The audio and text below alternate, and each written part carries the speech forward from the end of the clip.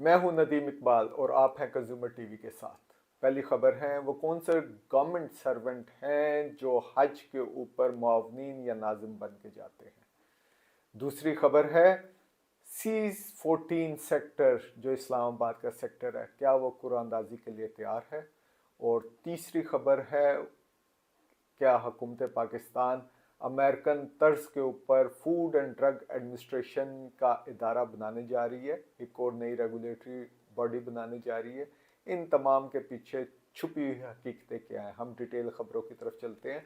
तो पहली खबर है, ये हम आपको इश्तहार दे रहे हैं जो मिनिस्ट्री ऑफ रिलीजियस अफेयर ने ऐड दिया है और उन्होंने एप्लीकेशन मांगी है गवर्नमेंट सर्वेंट से, प्रोविंशियल और फेडरल, और उनकी जिनकी उम्र 25 से 50 साल के दरमियान है और उनके मेडिकली फिट है, यानी उनको शुगर नहीं होनी चाहिए, दिल का कोई आर्जा नहीं होनी चाहिए और कोई क्रॉनिक डिजीज नहीं होनी चाहिए। क्रॉनिक डिजीज का मतलब ये होता है कि आपका कोई ऐसी कंडीशन ना हो जो 1 साल से ज़्यादा हो, जिसकी वजह से आपको मैनेज करना हो। सो इन लोगों से इन्होंने एप्लीकेशन मांगी और साथ में ये कोटा सिस्टम भी बताया जो प्रोविंशियल बेस के ऊपर यहाँ पे है।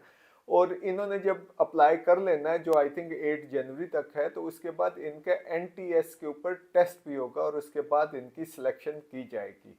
अच्छा, ये कितने नंबर है ये तो हमें पता चल गया कि टोटल जो नंबर है 880 है। 80 जो हैं वो नाजिम होंगे और फिर उनके जो फील्ड स्टाफ होगा वो कोई 800 के करीब होगा। क्या इनसे चार्ज किया जाएगा? ये ऑफिशियल ड्यूटी पे होते हैं या ये जब करने जाते हैं तो ये भी हज परफॉर्म कर लेते हैं? सो ये ऑफ कोर्स अगर ये हज परफॉर्म कर लेते हैं तो हर गवर्नमेंट एम्प्लॉय का उसकी ख्वाहिश होगी कि वो इस तरीके से हज करके आए। ये वैसे 7 से 18 ग्रेड तक के दरमियान के अफसर जा सकते हैं। अच्छा, ये जो हज के हवाले से हम काफ़ी दिनों से ये बात कर रहे हैं कि अभी तक हमें ये नहीं पता कि कितने लोगों ने हज के लिए अप्लाई कर दिया है।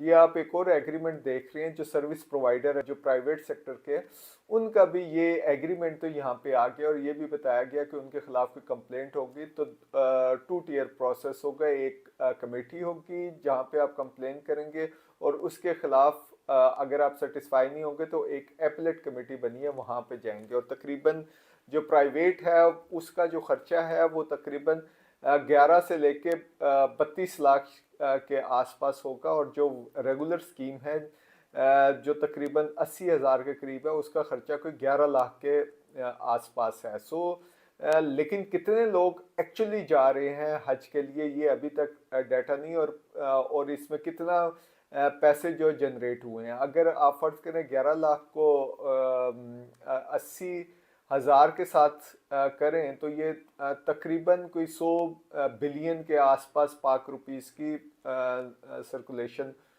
होती है। और अगर आप टोटल इसी बेस लाइन को लेके चले तो 200 बिलियन के आसपास। So it's a huge activity. अच्छा, इनकी जब हम एनुअल रिपोर्ट्स देखते हैं, जो ईयर बुक इसको कहते हैं, सो 2022-23 की है, तो स्केची इंफॉर्मेशन यहाँ पे मौजूद है। विल गो का लफ्ज़ इस्तेमाल किया गया कि इतने लोग हज के ऊपर जाएंगे। पास्ट सेंटेंस, क्योंकि ये प्रीवियस जो ईयर है उसकी रिपोर्ट होनी चाहिए, तो पास्ट सेंटेंस यहाँ पे इस्तेमाल नहीं होता। बीच में कुछ कोविड वगैरह के इश्यूज थे जिसमें कम हाजी गए थे, 1 साल तो हज हुआ भी नहीं था। तो हम उससे पीछे जब गए 2019-20 की जब हमने ये रिपोर्ट थी, तो उसके अंदर कुछ आपको डाटा नज़र आ रहा था कि कौन कौन से डिपार्टमेंट से नाजमीन हज को मैनेज करने के लिए on behalf of government of Pakistan गए थे। तो ये आपको लिस्ट सामने नज़र आ रही है जिसके अंदर जो 60 के करीब थे पाकिस्तान आर्म फोर्सेस से थे, कोई 15 के करीब नेवी से थे, पाकिस्तान रेंजर के 20 थे, पाकिस्तान पुलिस के 70 थे, मोटरवे पुलिस के 10 थे, पाकिस्तान रेलवे पुलिस के 10 थे, रेस्क्यू 1122 के 20 थे, एयरपोर्ट सिक्योरिटी फोर्स के 10 थे, पाकिस्तान बॉय स्काउट के 40 थे, सिविल डिफेंस से 04 थे, कोर्ट टीम यानी रिपीटर ये कोई 136 थे। इस दफ़ा भी इन्होंने कहा कि रिपीट जो कर रहे होंगे उनकी एज 55 से ऊपर नहीं होनी चाहिए और उन्हें भी फिट होना चाहिए। और ये जो कोटा है ये कोई 70% से ऊपर नहीं जाना चाहिए। इसके अलावा भी एक और कंडीशन इसमें दी गई है। जो फेडरल मिनिस्ट्रीज डिवीजन या सेक्रेटेरिएट से वो 120 है, प्रोविंशियल या रीजनल गवर्नमेंट से 140 है, प्राइम मिनिस्टर सेक्रेटेरिएट से 2 हैं और प्रेसिडेंट सेक्रेटेरिएट से 2 हैं। इसके अलावा हज मेडिकल मिशन भी जाता है जो मेडिकल फैसिलिटीज देता है, ये 600 हैं, जिसमें आर्मी से कोई डिफरेंट जो हैं वो 60 के करीब मेडिकल कोर में गए हैं जो डॉक्टर्स थे या मेडिकल स्पेशलिस्ट थे, और पैरामेडिक्स जो है 120, जो सिविल साइड से थे वो कोई 420 के करीब गए थे। इसी तरीके से सीजनल ड्यूटी स्टाफ जो मिनिस्ट्री ऑफ रिलीजियस अफेयर्स है वो कोई 300 के करीब गया था। सो ये काफ़ी बड़ा जंक होता है, वो वहाँ पे जाते हैं ये मैनेजरियल एक्टिविटी करने के लिए। तो ये काफ़ी इसके ऊपर इंटरेस्ट है सरकारी महकमों के जो एम्प्लॉइज़ हैं उनका। सो लेट्स सी कि ये ट्रांसपेरेंट कितना सिस्टम होता है, लेकिन हम आपको ये तमाम चीज़ें जो हैं ये अपडेट करते रहेंगे। जहाँ जहाँ थोड़ी बहुत इंफॉर्मेशन मिलती है या निकलती है तो डेफिनेटली हम लोग अपडेट करते रहेंगे। दूसरी खबर की तरफ चलते हैं। सेक्टर C14 के लिए एप्लीकेशन मांगी गई हैं। ये तकरीबन रेट जो CDA ने लगाया ये 6 करोड़ का एक कनाल का प्लाट है और ये टोटल 236 प्लाट हैं और इसमें जो 10% दिया जा रहा है डिस्काउंट वो दिया जा रहा है लमसम पेमेंट के ऊपर, या आप जो है फॉरेन ट्रांजैक्शन या डॉलर या कोई और फॉरेन ट्रांजैक्शन के अंदर आप ये पेमेंट करते हैं। वैसे तो पाकिस्तान में 2 ही करेंसीज के अकाउंट खुलते हैं, एक पाउंड का होता है और एक डॉलर का अकाउंट होता है। सो अगर आप उसमें पेमेंट करेंगे तो फिर आपको 10% डिस्काउंट भी दिया जा रहा है। टोटल प्लाट तो कोई 500 के करीब हैं और यहाँ पे जो लोकल जो डीलर्स हैं वो तो ये कहते हैं कि वहाँ पे 5 करोड़ से लेके 5.5 करोड़ तक और बहुत अच्छा प्लाट जो डबल रोड के ऊपर वो 6 करोड़ का भी मिल रहा है।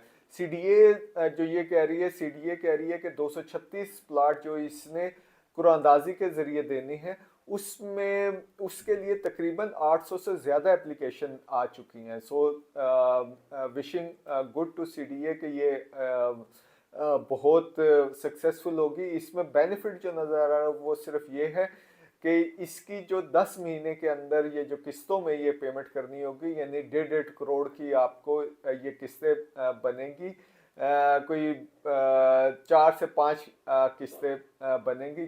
सो इसमें पेमेंट है, सो इसमें भी ज़्यादा है। और दूसरा क्योंकि ये CDA का सेक्टर है तो वहाँ पे दूसरा सवाल ये है कि जब 10 महीने में ये पेमेंट्स हो जाएंगी तो क्या CDA ये पोजीशन दे देगा, क्योंकि मसला इन सेक्टर्स में ये आता है कि CDA एलोकेट भी करता है लेकिन सालों गुजर जाते हैं। तो इसके बारे में ये आ रहा है कि इसमें रोड का जो वर्क है वो कोई 85% से ज़्यादा हो चुका है और जो दूसरा सीवरेज या ड्रेनेज वगैरह की लाइनें जो डलती हैं वो भी 35% से ज़्यादा हो चुका है। इसके अलावा ये C14 है, 15 है, 16 है, इसके साथ फिर E12 है, F12 है, F13 है। ये वो सेक्टर है जहाँ पे मुतासरीन इस्लामाबाद जर्नल टर्म यूज़ की जाती है, जो यहाँ पे लोकल है वो बैठे हुए हैं, उनको किस तरह से कंपनसेशन दे के फारिग किया जाएगा ये भी इशू चलता रहा है। अभी जो इस्लामाबाद हाई कोर्ट ने एक डिसीजन दिया, उन्होंने ये कहा है कि बेसिकली इन लोगों को आप ज़मीन की कीमत देंगे, ज़मीन के बदले में प्लाट नहीं देंगे। सो वो कितनी कीमत बनेगी और क्या होगा और CDA के पास इतना पैसा कहाँ से आएगा। So let's see. सो ये वाली जो पेमेंट है हो सकता है कि CDA के पास ऐसा रेवेन्यू आए कि वो यहाँ पे ये पेमेंट करते। तीसरी खबर की तरफ चलते हैं। हमारे यहाँ मल्टीपल रेगुलेटरी बॉडीज़ हैं, ख़ास तौर पे ड्रग रेगुलेटरी अथॉरिटी है पाकिस्तान की जो फेडरल लेवल के ऊपर है। फिर प्रोविंशियल लेवल के ऊपर काफ़ी सारी रेगुलेटरी बॉडीज़ हैं जो काम कर रही हैं फूड की। बेसिकली ये फूड के हवाले से जो रेगुलेटरी बॉडीज़ है ये प्रोविंशियल सतह के ऊपर है, ये प्रोविंशियल सब्जेक्ट है। जो स्टैंडर्ड्स बनाने वाली है PSQCA वो भी फेडरल लेवल पे साइंस एंड टेक्नोलॉजी के अंदर, और लैब्स की एक्रेडिशन करने वाला जो PNAC है वो भी फेडरल लेवल के ऊपर है।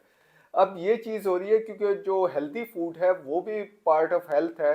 सो क्यों ना कि DRA और दूसरी जो बॉडीज़ हैं इनको मिला के जो अमेरिकन एफडीए के तर्ज के ऊपर एक बॉडी बना दी जाए। जो अमेरिकन एफडीए है वो भी फूड और ये जो मेडिसिन हो गया और दूसरे मेडिकल जो इंस्ट्रूमेंट्स हैं उन तमाम को रेगुलेट करती है।